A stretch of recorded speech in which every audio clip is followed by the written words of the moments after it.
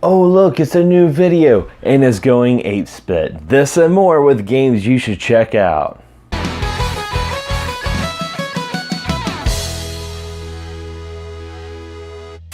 Welcome back guys to another episode of Games You Should Check Out. I'm your host Xander Skullion, where I talk about some games that you guys should be playing. And it's not only me, I also have viewers like you with our segment Minue Crunch, where they have 1 minute to describe the game that you should be playing. So without further ado, here we go. Car Battler Joe. Car Battler Joe is a car combat role-playing game.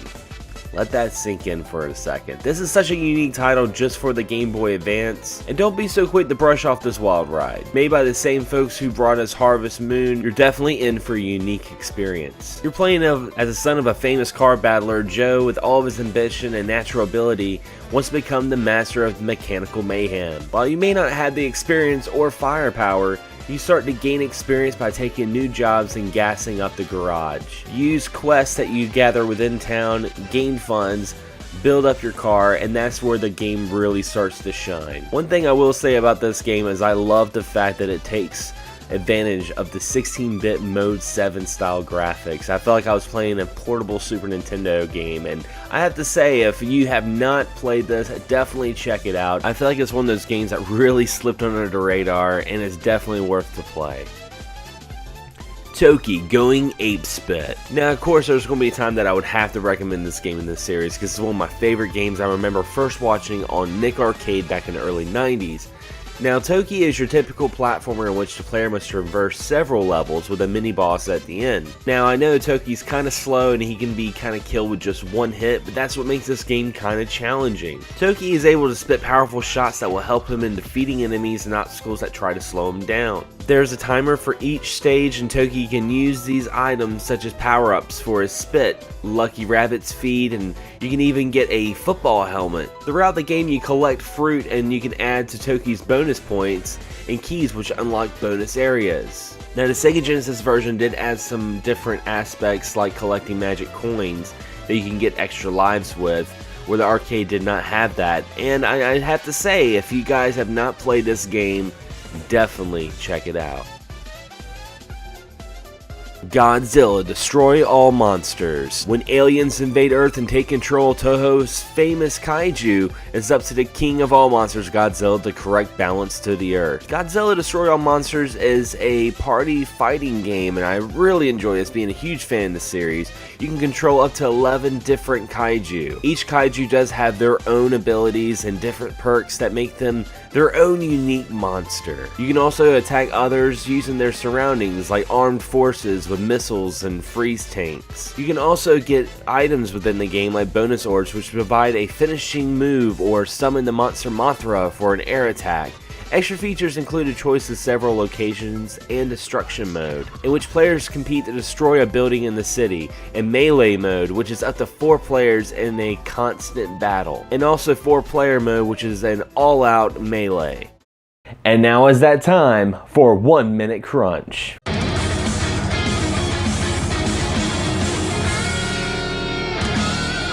Hey guys, this is Dow Phoenix and welcome to 1 Minute Crunch. Today I'd like to talk about Battletoads Double Dragon for the NES.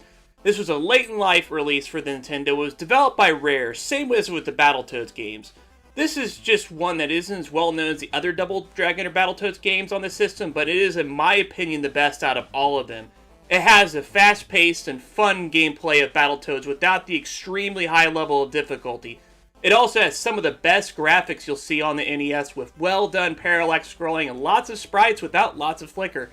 Other than Billy and Jimmy and some of the enemies, it doesn't have much to do with Double Dragon.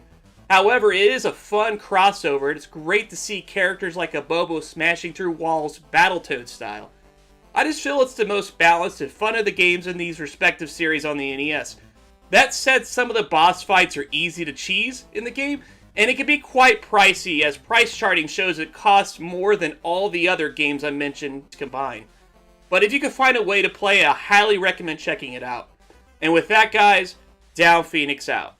I want to give a big shout out to Justin, aka Down Phoenix, for submitting his 1 Minute Crunch. And if you guys have a game you guys recommend, be sure to email us at xsgamingpodcast@gmail.com. I'll have a link on the description below to that web address, and you can send your audio file or even video file of your 1 Minute Crunch. Now keep in mind, you have to describe this video in at least 1 minute, so you can't go on a 12-minute tangent about how awesome Final Fantasy V is, even though I absolutely love Final Fantasy V. And I do have to say with Justin, when he was talking about Double Dragons and Battletoad on the NES, I've actually never played that version. I've only played it on the Super Nintendo and Sega Genesis, and it was one of those games that at the time when I rented it as a kid, it was just so freaking hard. It was hard. It was funny when he was talking about how easy it was. It makes me kind of want to go back and play it. And now with the wonders of emulation, I can play the NES version without handing over all the dough. Well, this concludes another episode of Games You Should Check Out. Again, I want to say a big thank you to Down Phoenix, Justin's channel. Be sure to check it out. I have a link on his channel on the description below. And also be sure to hit that bell. What is the bell? It's that little symbol beside the subscription button, and you guys will get notified whenever I have new uploads. Rather it's new episodes of Games You Should Check Out, or it's my audio podcasts or reviews or unboxings or let's plays, gaming memories, whatever I come out with, you guys will be notified. It's weird. YouTube has a weird algorithm where if you don't hit the bell, chances are you may never know if I come out with a new video, and that'd be kind of sad and kind of wasteful of my time and trying to entertain you guys. But anyway, guys, as always, thanks for watching. Thanks for subscribing. If you have a 1 Minute Crunch, submit it to xsgamingpodcast@gmail.com. Again, I'll have a link on that in the description below. And as always, happy gaming. Can't get enough of XS Gaming Podcast? Be sure to check out our audio podcast on podomatic.com. You can also subscribe to us on iTunes. And if you have a YouTube channel or podcast you'd like to share, be sure to check us out on Facebook on our group page and join the community. As always, guys, thank you so much for all the support, and happy gaming.